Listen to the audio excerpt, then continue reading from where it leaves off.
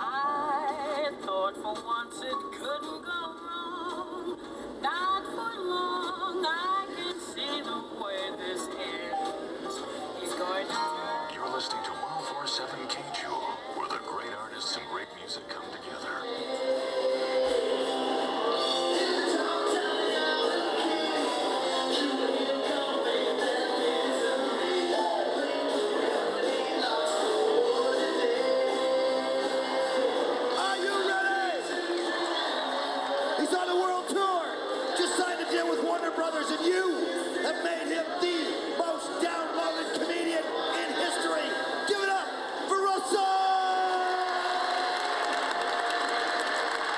How you doing, Asians? You in the house? All right, look at that, yelling out their last name. That's nice.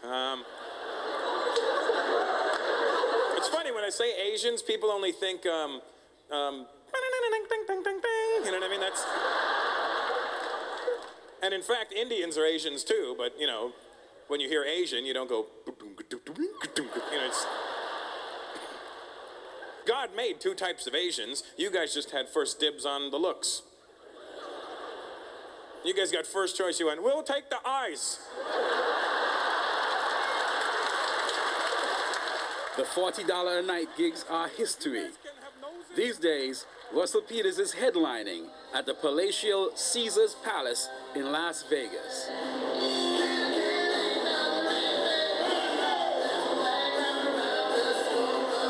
I think there was a time, I'd say around in the 80s, even in the 90s, that if you were a Vegas act, you were kind of cheesy and there was a stigma attached to it. Now, it's the place to be.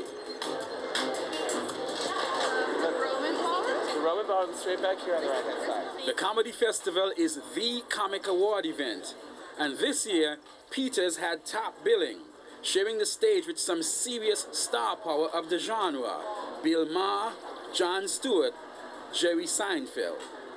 The reason I'm in Vegas and the reason I have a sitcom now is because there was a groundswell of fans that came out that were not comedy fans. They were maybe fans of comedy, but they weren't the active buying public that would go to comedy clubs or, you know, go and watch comedy shows. I was their guy. Chinese people and Indian people cannot do business together. Because Indians cannot live without a bargain, and Chinese people cannot give you a bargain.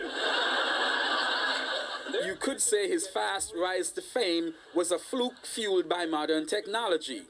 The 35-year-old Torontonian, a veteran on the hustings of the comedy hustle, has been doing his stand-up for over 16 years.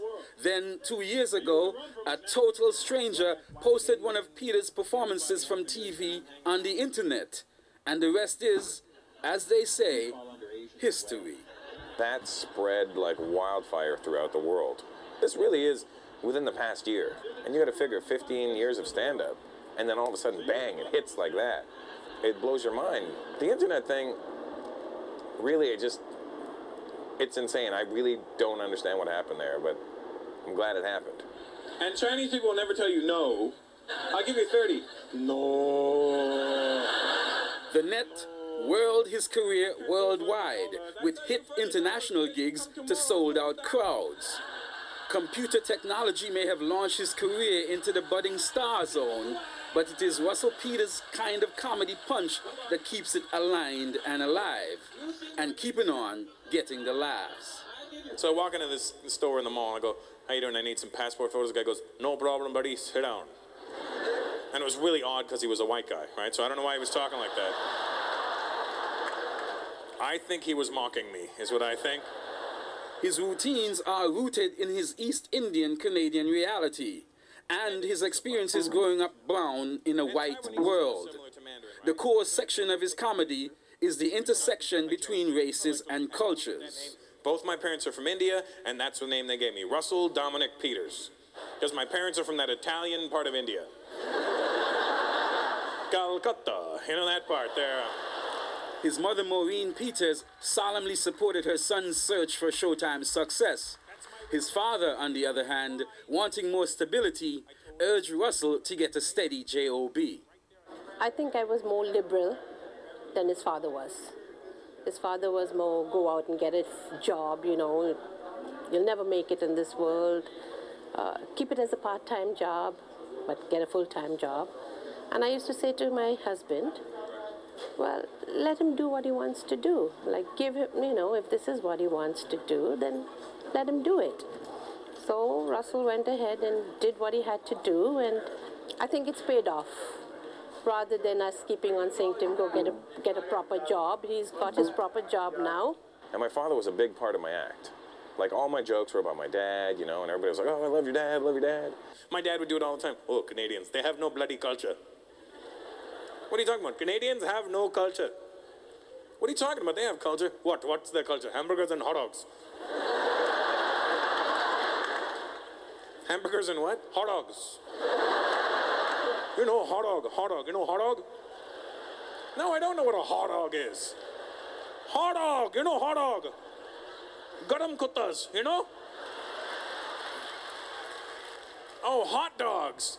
Oh, don't try and give it a fancy name now, okay? And when my dad died, I stopped doing my father jokes because I couldn't do them anymore. I was like, he's not here. I feel weird saying I was just talking to my dad, or my dad said to me. And it was awkward for me, so I stopped doing them. And I would say about a month after my father passed away is when everything started to really just accelerate in my career. And I honestly feel like my dad is my guardian angel, and that everything that happens to me now is because of him.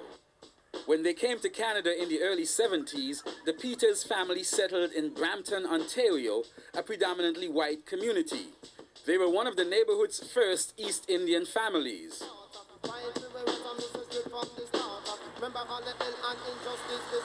When I was 5 years old, and I was in Brampton, especially back then in the 70s, there was a lot of anger towards to the Browns, to the Indian people. They did not like us. I don't know why we didn't do anything, but whatever their case was, white folks weren't very friendly, which is why I grew up with the black kids. And I can tell you one incident. When I was 5 years old, I was riding my bicycle through my townhouse complex where we grew up in. I'm 5 years old. I don't know black, white. I don't know right, wrong. I just know I'm a kid and I'm riding my bike. I'm not hurting anybody. You know what I mean? Everything is, I'm a kid riding my bike. I'm riding my bike past this house on the corner. I can tell you the guy's last name, Gould, you dick. He was out there with his big friggin' pot-belly redneck piece of crap, and he's watering his lawn, and I'm riding my bike past, and he sees me and squirts me with the hose and says, "Go home, you fucking packy." I was like, wow, dude. Like, at 5, you don't know why he's doing that. A, you don't know what a packy is. B, you think it, and you're 5, so you're very innocent. You know what I thought? It's summer and it's hot, so he's making me cool off with the hose. But, you know, you think back to it and you go, my good God, what a piece of trash that man was.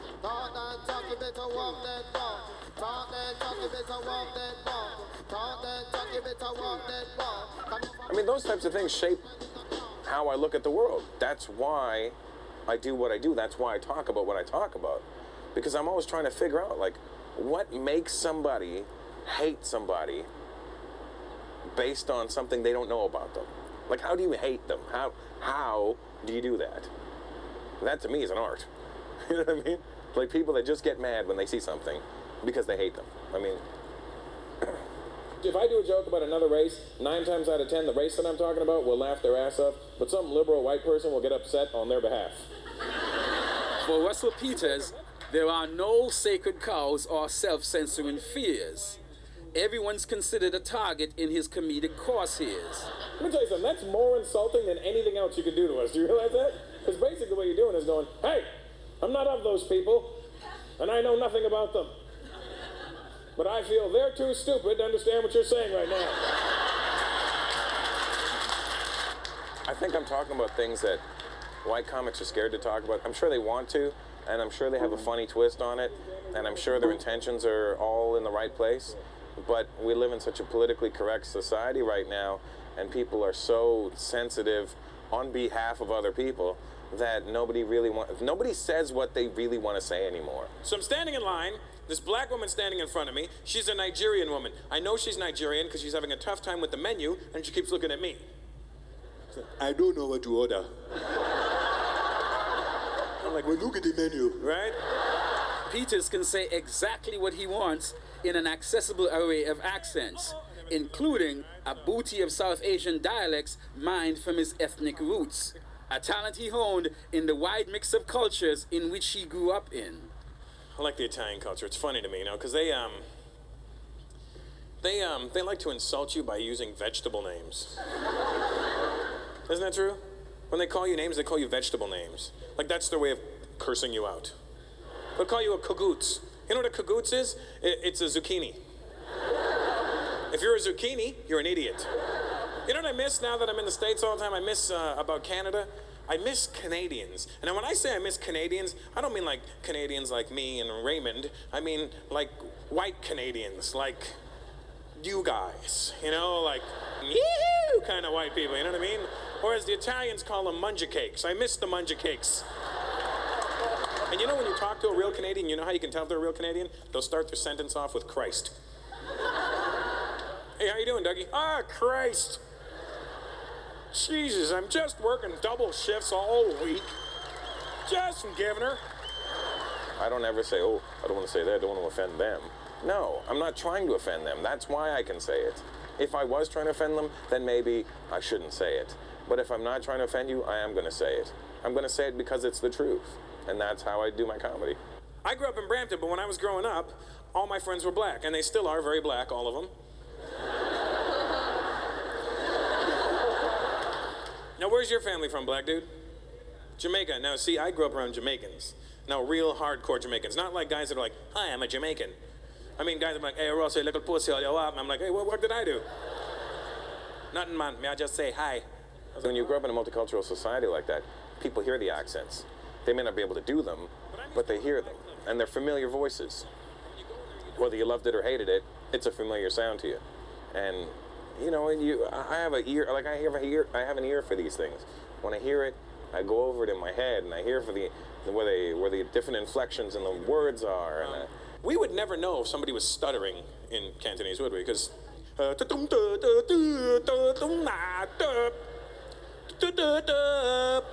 just hear these things, and then I put sentences together in my head. I go, how would this sentence sound with that accent? And then I do it. I'd be like, welcome to the CBC. Welcome to the CBC. You know, just a little ding, ding, ding, ding, just up and down type of thing like that. I mean, that's just how my ear works. But funny enough, I can't do a Scottish accent. That's the white people's accent du jour. White folks can do that like there's no tomorrow. I spent a month and a half in Scotland, and I could not get their accent at all. I don't think it's real. The Chinese have their two main languages. They have Cantonese and Mandarin, and then they have a whole bunch of little village languages that even Chinese people go, I don't know what she's saying. So, my objective is when I talk about a different culture, I don't want to put them down. I want them to elevate themselves and feel better about themselves in a funny way.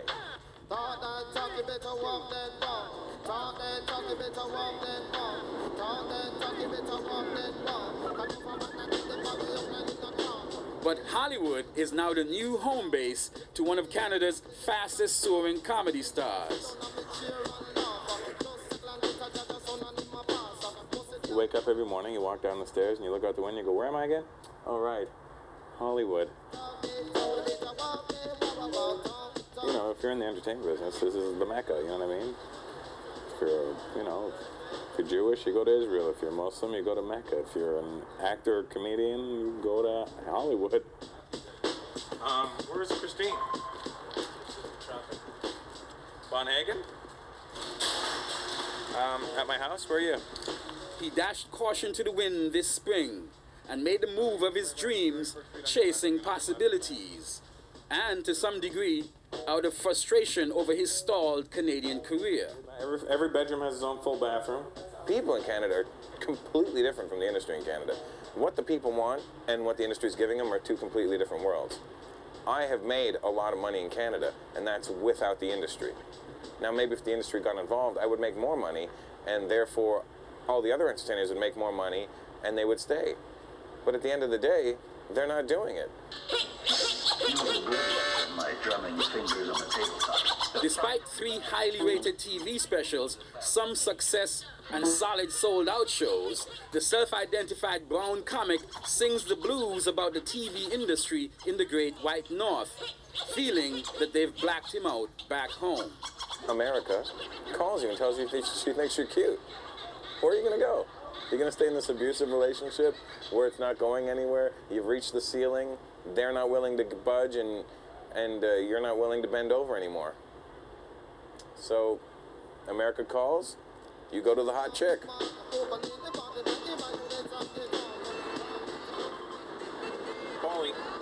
I think Russell's an incredibly unique talent with a really unique lens on life and on his comedy, and I think that's going to bode for a great, great future. I think both in stand-up and in film and in TV. Rob Light is a heavyweight talent agent with a big-ticket client list. Heavy hitters Brad Pitt, Julia Roberts, Ron Howard, and Steven Spielberg. And his latest Canadian addition, comedy contender Russell Peters. The fact that he's had so much success in America just off of the internet is the real barometer that we're about to see a huge opportunity for him and huge success for him. That he's selling the number of tickets he's selling in live concert experiences, that he's getting the kind of attention from Hollywood already is proof positive that the internet is an amazing tool, but shows that we're just at the tip of the iceberg. I really do believe he's going to be a huge, huge star here, both in stand-up and in film and in TV. When he first came here, Peters was juggling contract meetings to develop a television pilot and auditioning for movie roles. But he hasn't inked any deals just yet.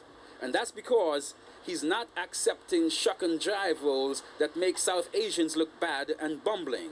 He says he's worked too hard using his humor to smash stereotyping to accept such typecasting. You say, here's $1 million, go play a really corny Indian guy in a movie. You can keep your $1 million, buddy. In the 1400s, the Portuguese went to India looking for spices. Well, I tasted your food, and you didn't find them. So... The person you see on stage and that comedian is really who he is. He's a funny, naturally funny person who's allowed his cultural background to weave its way into his life. So I think that part of it is great. I think as a performer and an entertainer, his ability to capture real-life situations, but from his lens, is what makes him so funny. And because we've never seen someone look at the world from his particular lens, it's a unique perspective. Right? So here we are 600 years later with brown people with Portuguese last names. Hello, I'm Bhupinder D'Souza. Nice to meet you. The drive for me is to hear people laughing. I love when people laugh. Rajiv Fernandez, how are you? I love seeing the look of happiness in people's faces. From Nairobi? Tanzania? Where? Uganda? Oh, so you got kicked out. That's all I do it for, really. And everything else that comes with it, great. My people move from India to Africa only to have a black guy go, get out of the country now. I mean, the money's great. Don't get me wrong. I love the money. And, you know, but I would do it with or without the money. I did it with or without the money for so long, you know what I mean? That this is more of I look at it as a reward for being dedicated to something.